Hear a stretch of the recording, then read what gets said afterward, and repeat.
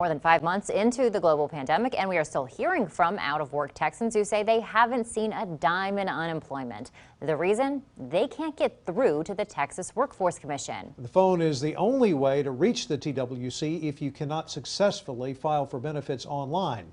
Last month, we delivered the TWC 111 names of Texans who contacted us saying they just couldn't get through. After our report aired last week, another 300 people from all across Texas contacted us saying they too have had trouble getting through to anyone at the TWC.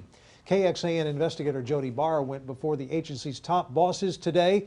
He asked why potentially thousands of unemployed Texans are still having some issues.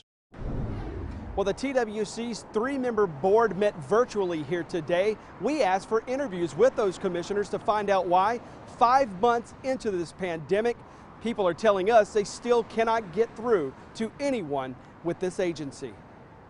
I asked each of you for an interview several days ago, but we did not get a response from any of the 3 of you, and that's what's brought us to this meeting to try to get these questions asked and hopefully answered. Because of the pandemic, we couldn't do this in person. Here are the questions we would like for the 3 commissioners to please provide us and the public the answers to. We signed up to question the TWC during this public comment section of this public meeting in Austin. After hundreds of new tips hit our inbox in the past week, we wanted the agency to answer for why so many people still can't get through.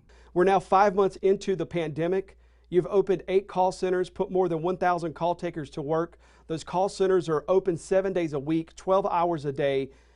Why are people still unable to contact these call centers to get their unemployment problems taken care of? We aired an update last week where your agency said the best advice to those people still having trouble getting through to the call centers today is to just keep calling. We got 300 new complaints just in the last week from people across the state of Texas having the same problem, and it's simple. They cannot get through to the call centers.